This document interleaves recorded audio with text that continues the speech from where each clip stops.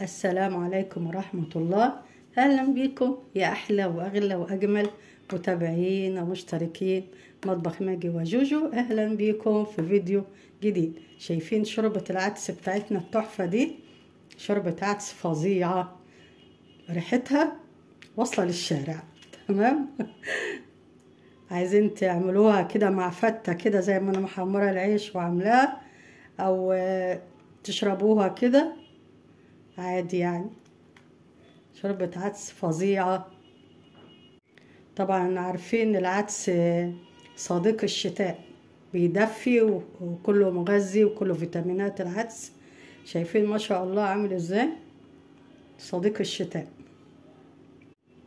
شوربة عدس تحفة وطعمها تحفتين. عملت العدس بطريقة سهلة، جربوها هتعجبكم ان شاء الله. ودلوقتي قبل ما نقول عن المقادير وطريقة التحضير، معكم ماجدة عبد الرازق مطبخ ماجي وجوجو، ويلا نبدأ. دلوقتي يا أمارات هنقول مقادير شوربة العدس. هنا عندي ده ربع كيلو عدس أصفر. طبعا غسلته، وبعد ما غسلته حطيت عليه مية وحطيته في الكسر من هنا. اوكي. عندي هنا بقى البهارات، عندي كمون وملح وفلفل اسود، واي بهارات تحبي تحطيها حطيها. عندي هنا بقى بطاطسايه صغيره، بصلايه صغيره، طماطمايه صغيره، جزرايه صغيره، كله متقطع قطع كده صغيره، وعندي كام فص توم. اوكي. دلوقتي هقول لكم هنعمل ايه. هنا يا امارات حطيت الكسرونه اللي فيها العدس والميه، حطيتها على النار، وهستنى بقى عليها لما الميه تغلي علشان اشيل الريمه اللي بتطلع على الوش دي. اوكي. عشان انا هعمل شوربه لازم تكون الميه زياده شويه عن اللي بنعمله للرز. تمام. شايفين يا امارات الريمه بدات تطلع اهي على الوش. انا هشيل الريمه دي كلها. اوكي. عندي هنا يا امارات بعد ما شلت الريمه اللي طلعت، هنزل بقى ايه بالخضار اللي عندي بعد كده. والثوم ده هاخد منه فصين بس، والباقي هقول لكم هنعمل بيه ايه. اوكي. يعني ناخد جزء نحطه مع العدس وهو بيتسلق، والجزء التاني معينه هقول لكم هنبقى نعمل بيه ايه. اوكي. هنقلب المقادير كلها مع بعض ونسيبه بقى ايه لغايه ما يستوي. اوكي. طبعا نهدي عليه النار لانه انتوا عارفين العدس بيفور. انا نقلته على العين الصغيره. بعد ما حطينا الخضار ننزل بقى بالبهارات، كمون والملح والفلفل، ونقلب كله مع بعض. اوكي. لو لقينا الميه قلت قبل ما يستوي بنزود الميه. تمام. شايفين يا امارات عندي العدس بيغلي اهو. طبعا مهديه عليه النار خالص. لما الخضار يستوى هيكون العدس تقريبا استوى. اوكي.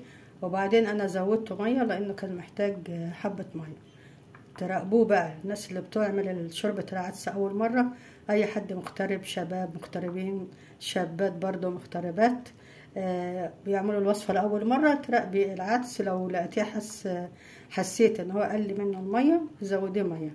الكلام ده قبل ما يستوي. اوكي. وبعد ما يستوي برضو ساعات بيبقى تقل نزوده برضو ميه. اوكي. والعدس بيستوي يا امارات هنعمل حبه، هنحمر شويه عيش كده في الفرن عشان هنعمل ايه فته. اوكي. ندخلها الصينيه في الفرن. هنا يا امارات خلاص العدس استوى. فاكرين بقى فصين التوم اللي قلت لكم هنسيبهم لبعدين؟ هم دول هحطهم هنا بعد ما العدس استوى، وهضربهم بقى ايه، لا اما اضربه في الخلاط او بالهاند بلندر. اوكي. لو في الخلاط نستنى شويه اما يهدى شويه علشان ما يعملناش مشاكل يعني. تمام. بما اني عندي الهاند بلندر متوفر فانا هضربه بالهاند بلندر. اوكي. وبصراحه الهاند بلندر بيبقى حلو في الحاجات السخنه. تمام. ولما تحبي تجيبيه او اي حد يجيبه المعدن، لان المعدن بيستخدم في الحاجات السخنه. تمام. شايفين ما شاء الله اتضرب خلاص في ثواني الطحن. تمام. الريحة طالعة فظيعة. هنا خلاص يا امارات العدس خلاص خلص. شايفين القوام بتاعه تحفة. بعد كده هجيب معلقة سمنة بلدي واحطها عليه، وخلاص كده معانا العدس خلص. تشربيه بقى شوربة، تعملي فتة، بس لو فتة ممكن تخففيه شوية عن كده.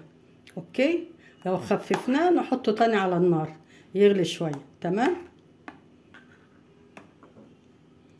وبكده تكون شوربة العدس بتاعتنا استوت، وشايفين ما شاء الله شكلها تحفة وريحتها فظيعة. شايفين اللون من الخضار خلاها عاملة ازاي، والقوام ممتاز.